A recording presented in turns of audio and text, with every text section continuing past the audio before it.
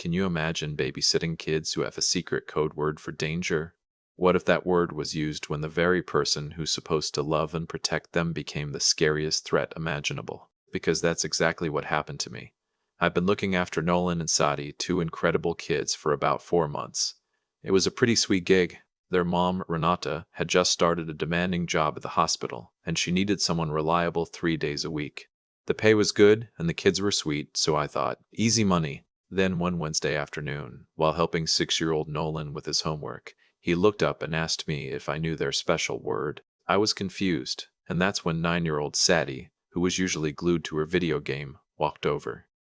She was such a responsible big sister, always looking out for Nolan. She told me their mom had taught them a code word to use if they ever felt unsafe or needed help but couldn't say it directly. The word? Lighthouse. My heart skipped a beat. If either of them said lighthouse in a sentence, it meant something was seriously wrong. I asked why they needed such a thing, and Sadie's face, it got serious in a way that was far too old for a 9-year-old. She explained their grandmother wasn't allowed to see them anymore, and if she ever showed up, they were supposed to use the word. Nolan chimed in, his little voice soft. Grandma used to be nice, but then she got mean and scared Mommy. Sometimes people's brains get sick and they don't act like themselves anymore. I could tell Renata had worked hard to explain it in a way that wouldn't completely terrify them. I promised I'd remember. Then I asked what their grandmother looked like. Sadie pulled out her mom's phone and showed me a photo from 2 years ago. A tall woman, silver hair, warm smile, arms wrapped around both kids at what looked like a birthday party. She looked like a normal grandmother, and honestly that made it even more unsettling. That conversation stuck with me, though I tried not to dwell on it. Renata had seemed stressed when I was hired, but I just chalked it up to being a single mom with a new job. She'd mentioned their dad wasn't in the picture and her family wasn't available. Now, I understood that not available meant something much, much darker. Over the next few weeks, I started noticing things. Renata would always text me when she was exactly 5 minutes away. She'd installed cameras at every door and checked them constantly. The kids knew not to answer for anyone, even people they recognized, unless their mom had explicitly told them someone was coming. One evening, I casually mentioned an older woman had waved at us while we were getting the mail. Renata went ghost white. She made me describe the woman in excruciating detail before finally relaxing, saying it was just their neighbor. Then, one afternoon, everything changed. It started normally. I let myself in at 3:30. Sadie and Nolan arrived shortly after, dropping their backpacks, and immediately started arguing about snack time. Apples versus crackers. I was trying to mediate when, knock, knock, knock on the front door. The kids froze. Their eyes went wide with pure terror. I checked the tablet Renata kept by the door, the one linked to the cameras. An older woman stood on the porch holding a grocery bag. Silver hair, pulled back. Thinner than the photo, but definitely her. My stomach dropped like a stone. It was her grandmother. Sadie grabbed Nolan's hand and pulled him toward the kitchen. I stood there, my mind racing, trying to figure out what to do. The knocking came again, harder this time, and then her voice, chillingly calm, called out, "I know you're in there. I saw you walk up the driveway. Go upstairs into Sadie's room. Close the door." I whispered to them, trying to keep my voice steady. Nolan started to cry, but Sadie was already guiding him. As they reached the top of the stairs, Sadie turned back. Her voice was clear, unwavering, even with the fear in her eyes. "I hope the lighthouse is still standing after that storm last week." My blood ran cold. I knew exactly what she meant. My heart was pounding so hard, I thought it would burst out of my chest. I pulled out my phone. First, a frantic text to Renata, "Your mom is at the door." Then, I dialed 911, my thumb hovering over the call button. The woman knocked again. "I just want to see my grandchildren for a few minutes," she called out, her voice now soft, almost warm. Renata's being unreasonable, keeping us apart for no good reason. It was surreal. How could someone who sounded so calm, so gentle, be dangerous enough for a code word? I walked to the door but didn't open it. "Renata isn't home," I called through the wood, trying to sound firm. "You need to leave." She asked who I was. "I'm the babysitter." There was a long pause. Then she said, "Perfect. You seem like a responsible young person who would understand the grandparents have rights." She started spinning this tale. How her daughter was going through things, how she'd gotten confused about incidents that never actually happened, how the court case was all a misunderstanding and she'd been cleared of any wrongdoing. Her tone was so reasonable, So persuasive that for a split second I almost doubted what the kids had told me. Then I remembered Nolan's terrified face, his little voice saying, "Grandma got mean and scared, Mommy." I knew then. I couldn't trust anything this woman said.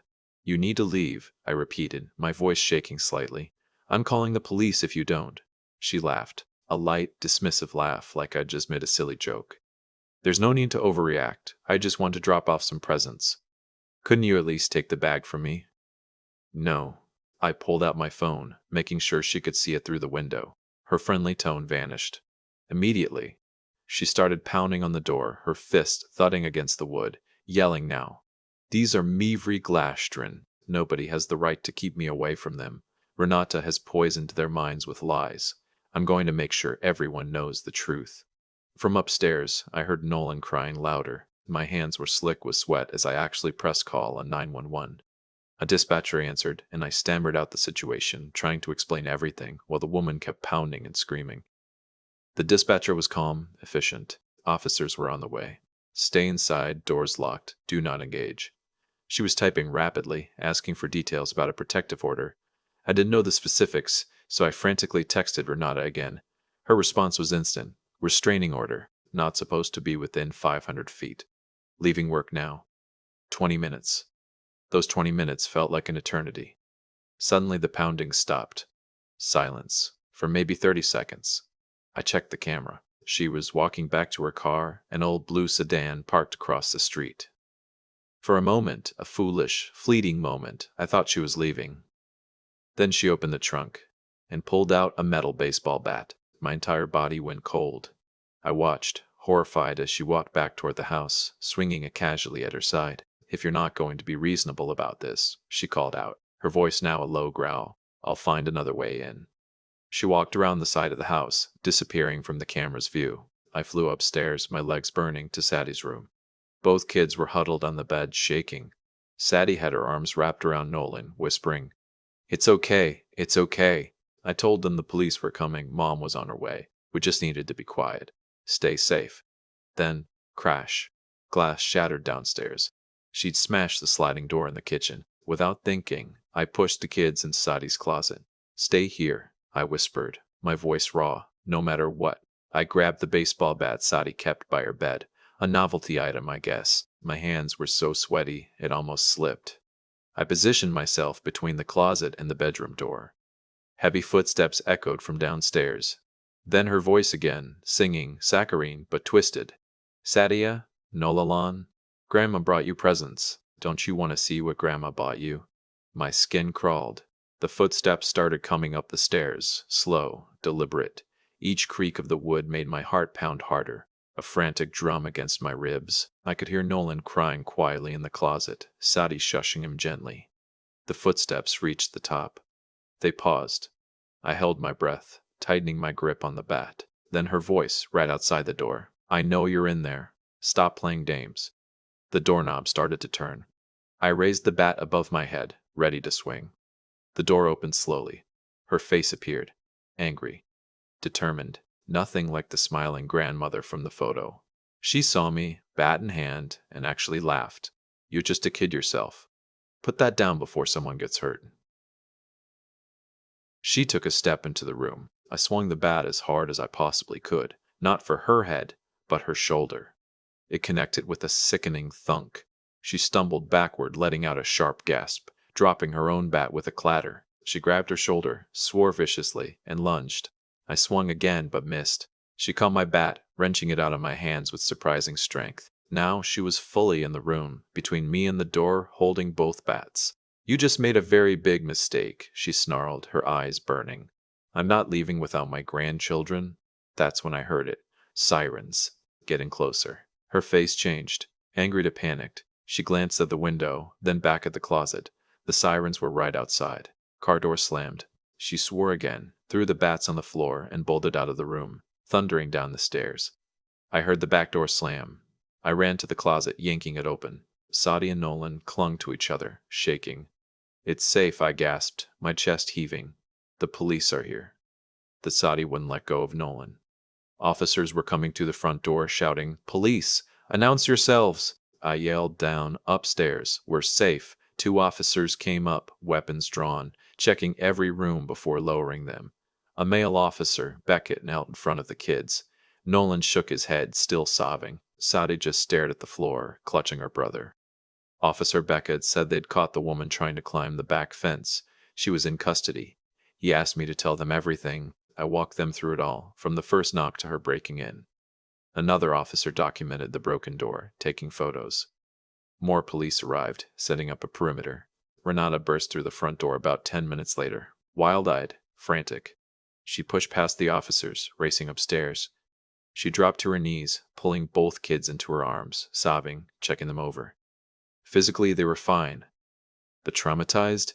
Absolutely. They clung to her, refusing to look toward the door. Renata looked at me, tears streaming down her face, thanking me over and over. An ambulance arrived, even though no one was seriously injured. Paramedics checked us all out. Detective Grant Reyes, a man in his 40s with sharp eyes, showed up about an hour later. He'd apparently been on the family's case for months. He sat down with Renata in the living room, while a victim advocate stayed with the kids.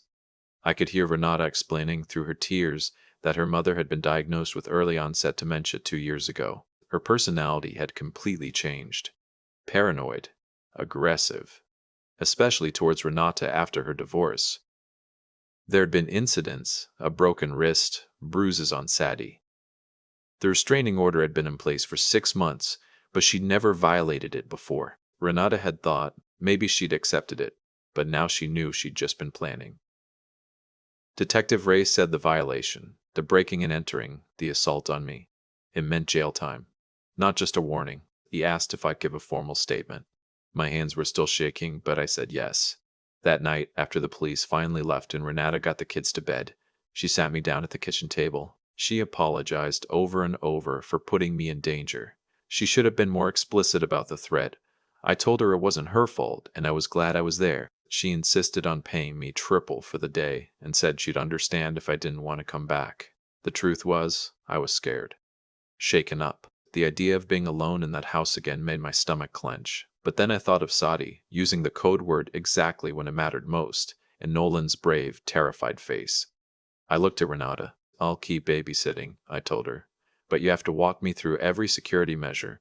Show me exactly what to do if this ever happens again. We sat there until past midnight, going over every alarm, every camera, every contact number. She even showed me the panic button app on her phone that connected directly to police dispatch. The next morning, I gave my formal statement to Detective Reyes. He recorded everything.